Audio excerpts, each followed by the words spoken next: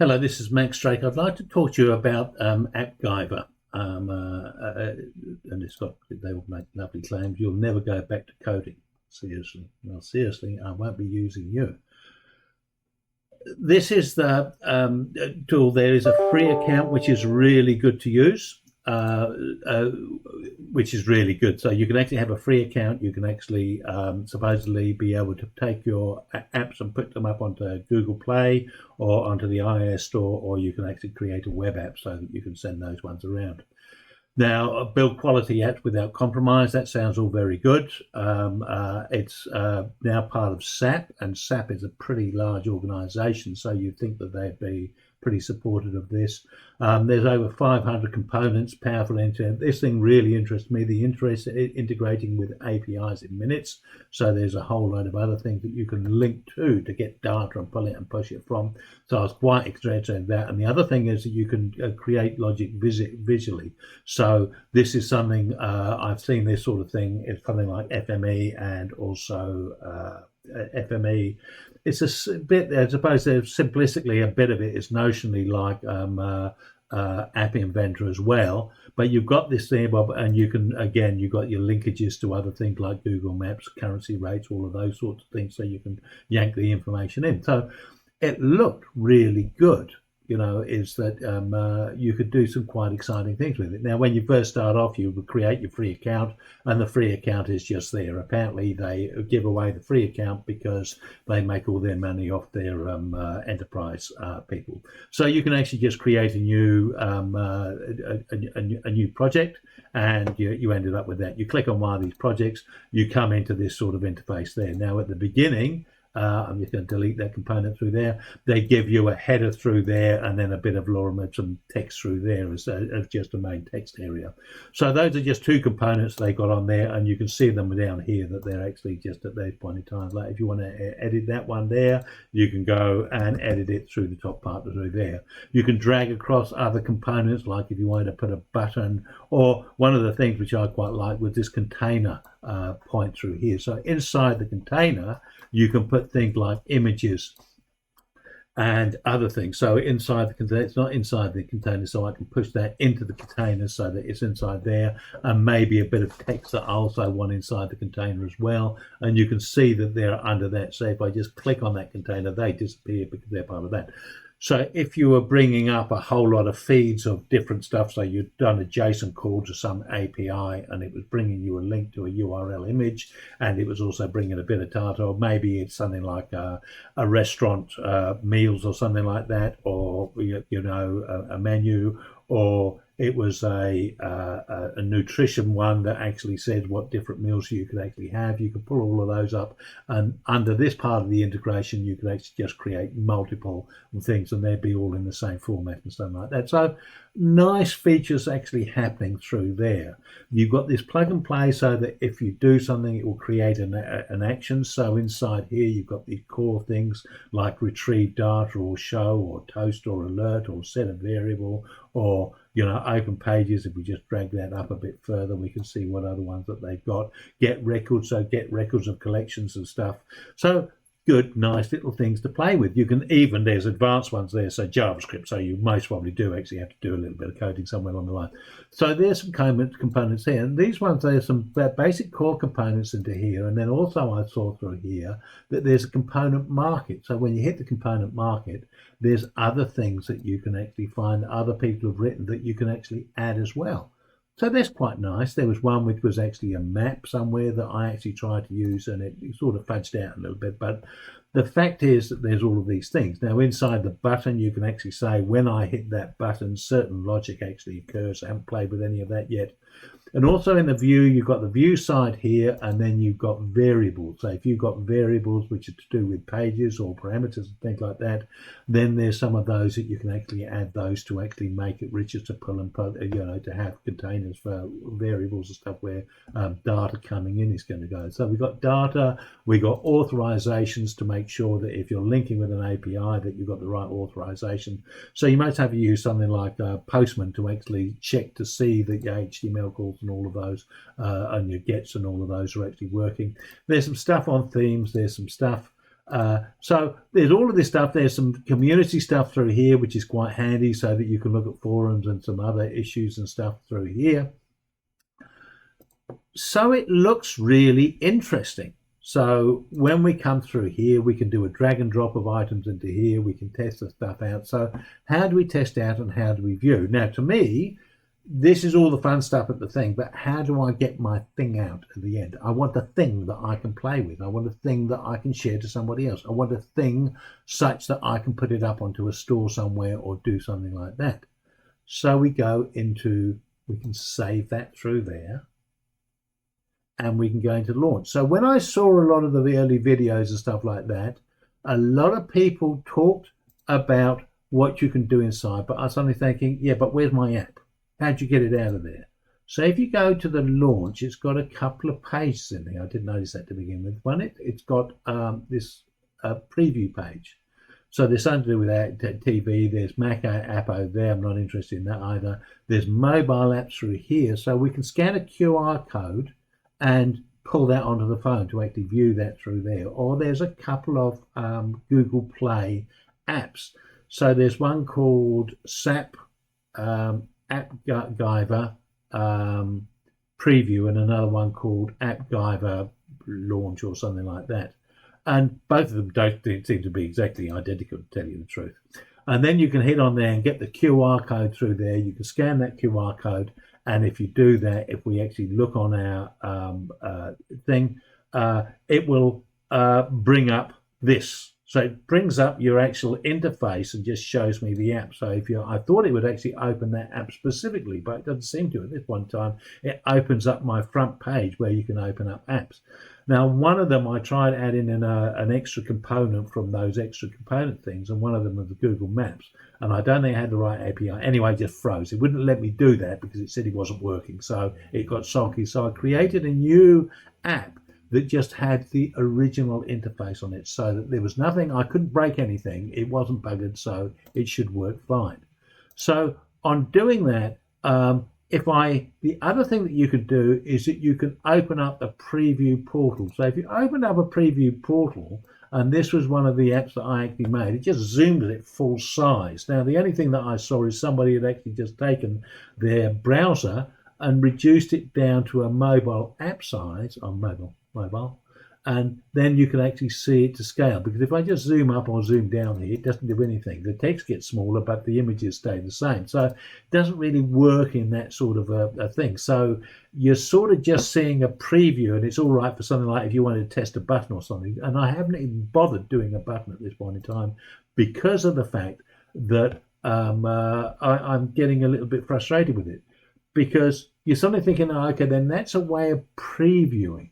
But how do I get something tangible out of this program such that it's usable? So we go into a second tab called Distribute. If we go into Distribute, we've got some builds things through here.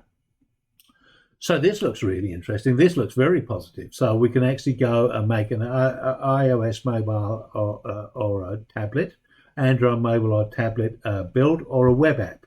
So when I actually looked at the documentation, it says distributing your app. Once you've set your required build settings, we'll ignore that at the moment. For the Android app, it just says the APK page generated by the build service is essentially the same as you would get if you were using Android Studio manually. So that's the full-blown thing for actually building an Android app with the fancy Google Android Studio. You can install it on your device with a USB, upload it somewhere and share it directly. So it sounds dead easy. Doesn't sound anything difficult through there. Let's go and have a look at the web. With the iOS, which I'm not interested at all, it's a bit harder apparently, so I'm not interested. If we go to the web distribution app, and we just click onto that there, get the hell down. Just down the bottom here. We've gone look at it. When you build a web version of your app with build services, your app is deployed to the AppGyver's cloud and is made available under the My App, so whatever your name of your app is there, and it's just a subdomain of this one here. So it just creates a little subfolder which it actually calls up as defined. You can actually download it as a zip file, so you can host it on your own server. So that's good. That's accessible. You can get it through to there. Simply point your default route to the index HTML to make sure thing. Or you can use something like Amazon CloudFront, which I think is basically you can put a URL there and it actually just short paths back to the one that is actually where your map is. So that doesn't sound too difficult at all. It sounds pretty blooming obvious. So at this point in time, so let's go through and try and do something there. So you're suddenly thinking this is pretty good. So we go into the distribution one. So we're going to configure the web app through here. So this is the app through here. And if I just call it Gyver, so this is something I want to highlight through here. So if I just refresh that through there, and we come back into the configure and we go and put 0. It's going. This is because of my thing for the.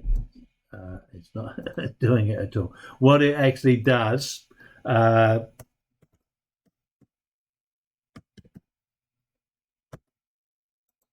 what it normally does is it just turns all of that red and it says, no, you must put this in. So this one here seems to be a bit daffy at the moment. So let's just go save and next. Then we come into this where it says bundle settings. We're just going to go back into previous and put in the whatever we had there before.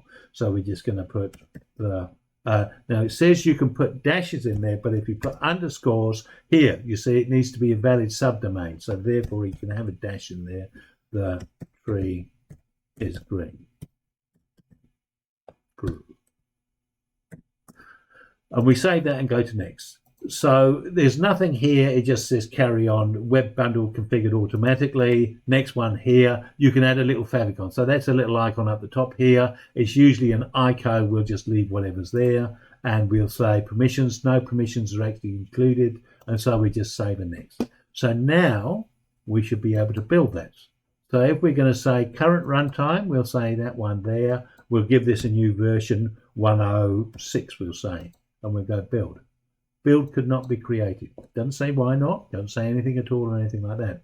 Now, one of the things which it says in the documentation is go and check the platform status. So we're going to go and check the platform status, and it says that everything's working. Now, that actually makes me a little bit uncomfortable. The fact that that platform status is sitting right at the beginning over everything, you'll see if we just close out of that there, that is sitting as soon as you're actually coming in and doing all your testing. It means that that must be an issue if they got it up there just to check to see that it's running okay. So that is the simplest thing. So all it's actually got to do is actually make my app at the beginning, then it's supposed to generate that down into this history is empty down here, and then it's supposed to allow you to have a download of a zip file if you want to do that. So none of that actually happened. Doesn't tell you why. It just says it didn't happen. Now let's go into configure an Android mobile tablet. Now the first tab that it comes across, you see the tabs are very similar. So that's why you've got this on the web app. You don't actually need these other ones. You do need them on these ones, but they've just kept the interface the same. So the first thing it asks you for is a key store. Now, what the hell is a key store?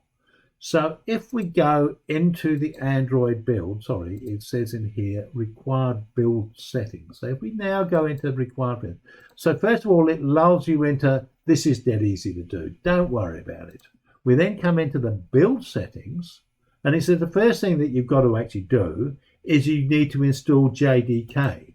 So that's the JavaScript. So if we go and find out what that is, I've got it here, blast, open here.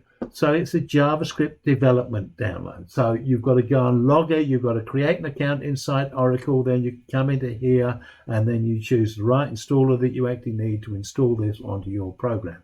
So once you've installed that, you can then go through and start writing the thing. Now, it's saying that the latest JDK is buggy.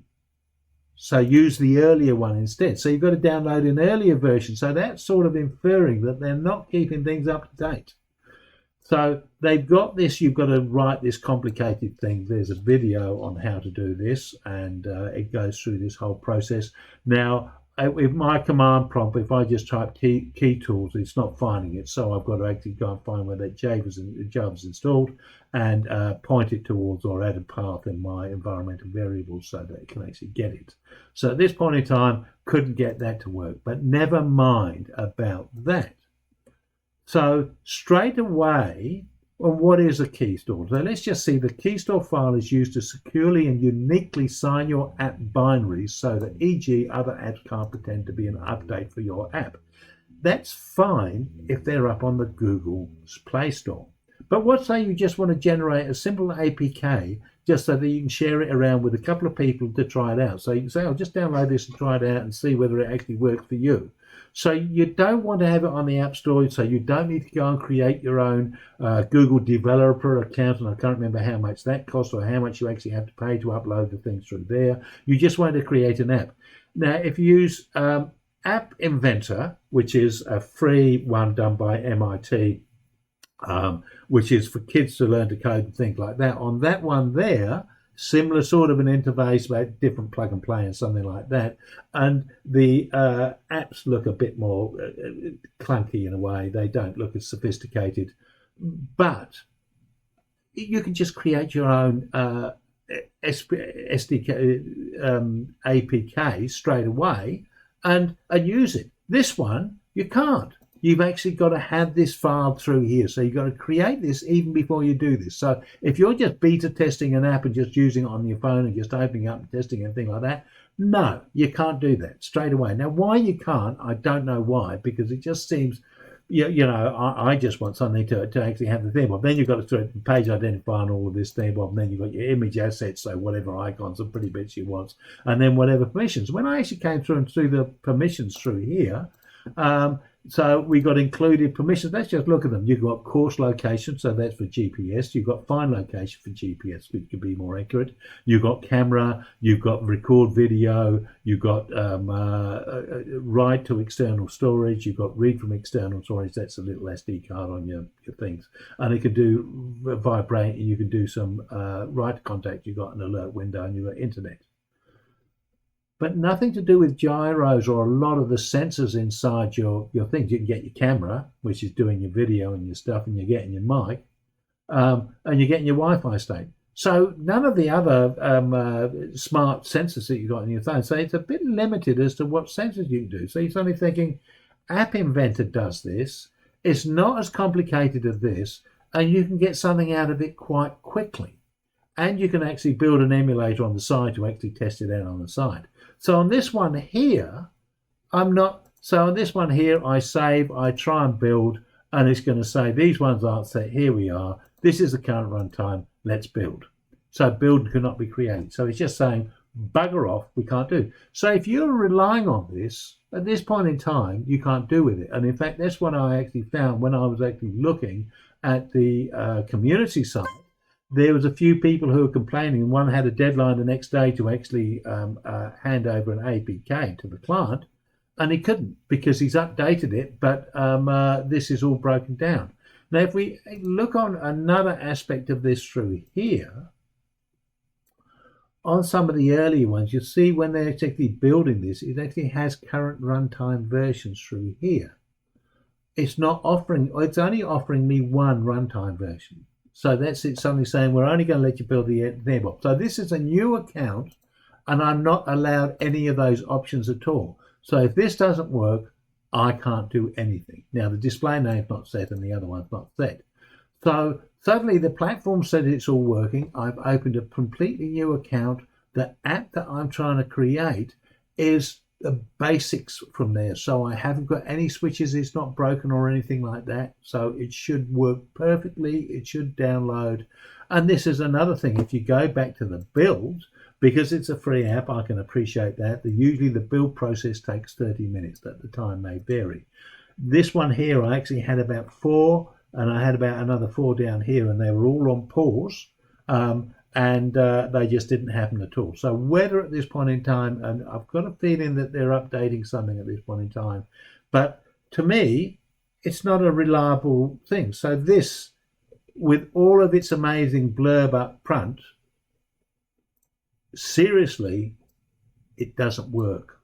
So why would you even bother using it? So SAP, big company, this thing's been around for quite a few years. Apparently it's only been the last couple of years that they've done it. So maybe you've actually got to pay the full whack before you get something. So it's saying it's free for life and you're welcome. Well, you're welcome to nothing because nothing works. So I'm very disappointed. Now, there seems to be, for some of the little things that I was looking for in the forums, that they're upgrading something at this point in time, but they don't seem to be communicating with anybody about any of these issues. When I'm actually in my app environment through here, when I'm actually trying to do the build through here, nothing's being said. It just says, not going to build your app, bugger off. This is actually saying the platform status is all fine. So it may be a fantastic thing. So I haven't even bothered trying to do any of these things, trying to use data, trying to do any of these plug and play, trying to experiment with any of these. I did try to experiment, but it didn't work. There's no point. There's no point in playing with the variables. There's no point in doing any of it, because it's basically you're in a sandbox where you can't do anything at all. And you can't deliver anything. You haven't got anything to actually say, oh, I built a very simple app that I can share around and test and go and do anything. So you can't do anything with it. So it's not that good. Now, I've spent pretty much a day working on this, and I have not been able to produce anything. So to me,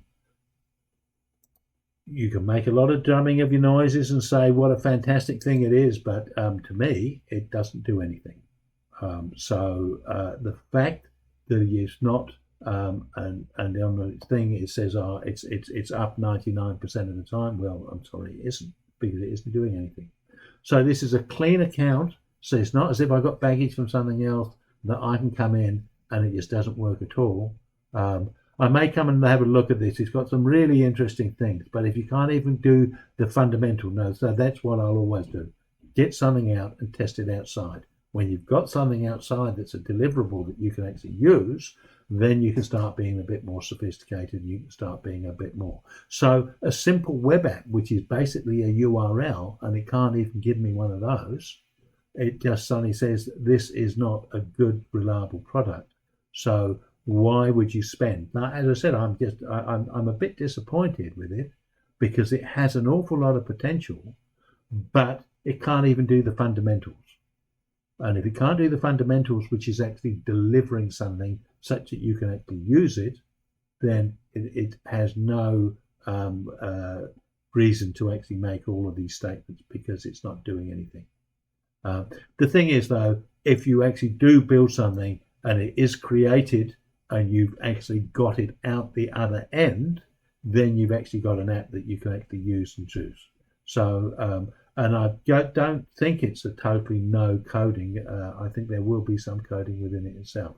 So, as I said, I'm disappointed with it, because you know there's not even a backstop. If that's broken, how do you do it? This is the only way to do it. Now, I haven't seen that you can actually download, like some of the programs. I think I was using UiPath or something like that. That has an online one, but you can also download and actually have it offline, so that you can actually run the thing there. So you're able to have different alternatives. This one doesn't seem to have that at all. So you're linked in with the web. That's fine, but the fact that it's broken at this point in time means that it's not a reliable product. So thank you very much for watching. I hope that's been of use to you. If you found it useful, please give it a thumbs up.